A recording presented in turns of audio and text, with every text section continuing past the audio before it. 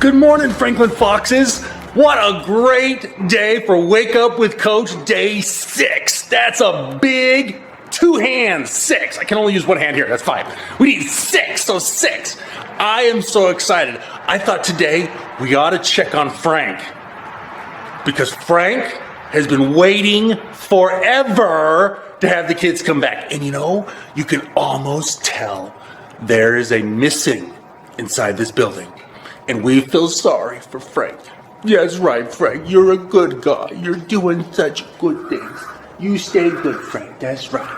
Okay, well, with Frank here, this is going to be fun. We're going to check on the school, let you see how it's going, and then you and I are going to have a long conversation over some cool things. See you in a minute. So as we're heading inside here, everything is just like normal. Frank hasn't slowed down at all. We got people inside the gym working on lunches for you guys. We got 1 or 2 little kids just running around because mom's working so hard. And we even have a couple of teachers over in their room. So I'm gonna sneak in real quick and say hello to some of the teachers. They don't know I'm coming, but we'll say hi to them and see how things are going. I don't know if you can sense it there, but the rooms in the building here, there's kind of an ominous kind of we want kids feel in this building. It's really, really cool. Like Frank is asking because he's lonely. But you know what? I keep reassuring Frank. He's a good guy. We will have kids again. It's only a couple more weeks and we're gonna make it. But Frank misses you guys. It's cool. Look who I found wandering around the school. That's right. Scott is still here having the time of his life. He is in here working in STEM, cleaning up the place. He's been cleaning the gym, doing all sorts of stuff. So I thought I'd just say, hey, look, familiar face. Frank is still around, and we got Scott. Scott, say hello. Hello, how you guys doing? We miss you here. Look who else I found just lazying around in here preparing your lessons. That's right, even some of the teachers. Anything you want to say to the kids? We miss you. All right, really? I mean, seriously. That's it. Oh, yeah, I guess it's kind of hard to be a teacher and not have kids around. Boring. I have to be an adult. Oh, how dare you? I know, right? All right, let's go see if we can catch it. Look who else I found wandering around the halls. Can you believe it? They actually still work here. They come in and check on the place. Anything you want to say to the kids? I hope that you guys are all doing well. I miss you so much, and I can't wait till I get to see you guys again. Wow, that almost sounded sincere. I like it. All right, I figured if we're in the building, we gotta let it go down the slide just for memory's sake, you know? So I have talked Scott into, because I'm scared, I will get stuck, and then we'll have to call the fire department, and I'm sure they don't know that I'm in the building, but that'd be okay, right? No, bad, don't call fire department. So Scott has volunteered to take the camera through the slide. That's right, let's go.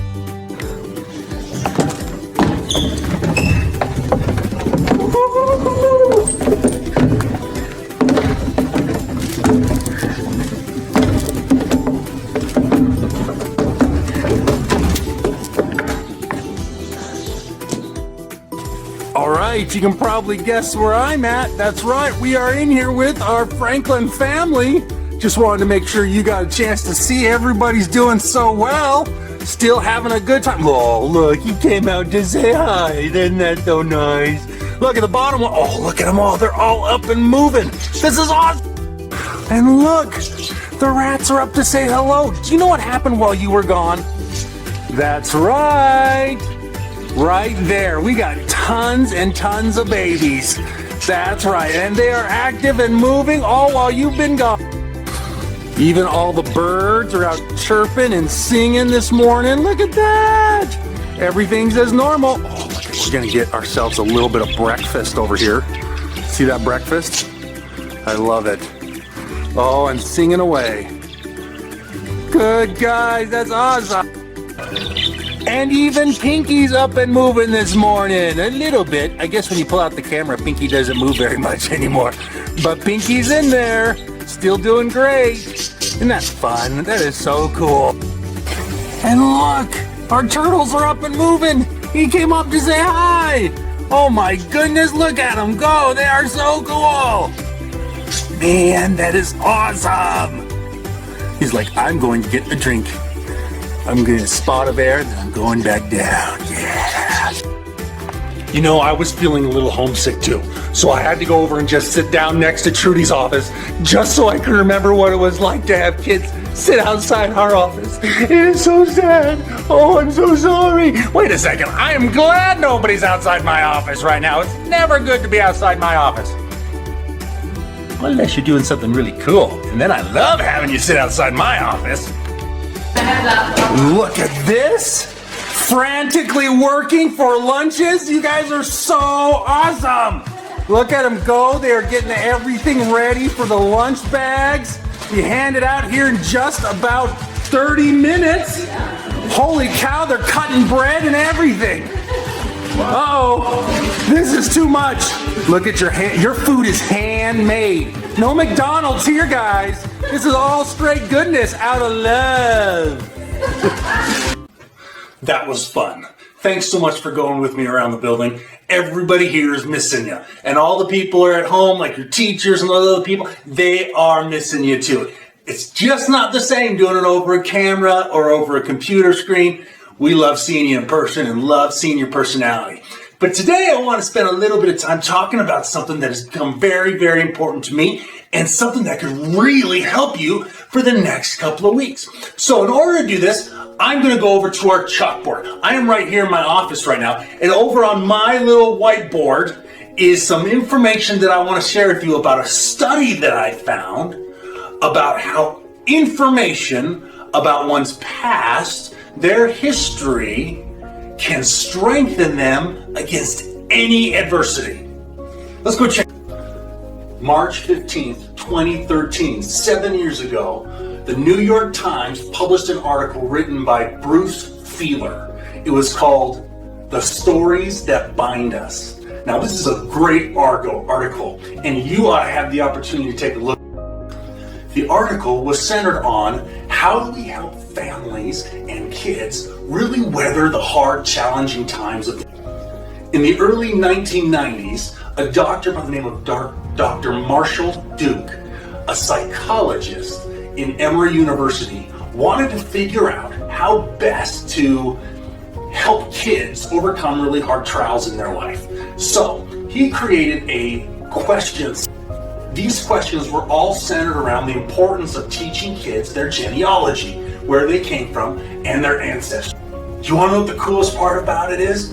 This is what he found. The more kids knew about their history, one, the stronger their sense of control over their lives, meaning how they handle all the situations in their life. Two, the higher their self-esteem is. They feel better about themselves. And three, the more successfully they believe their families could handle anything and could function properly.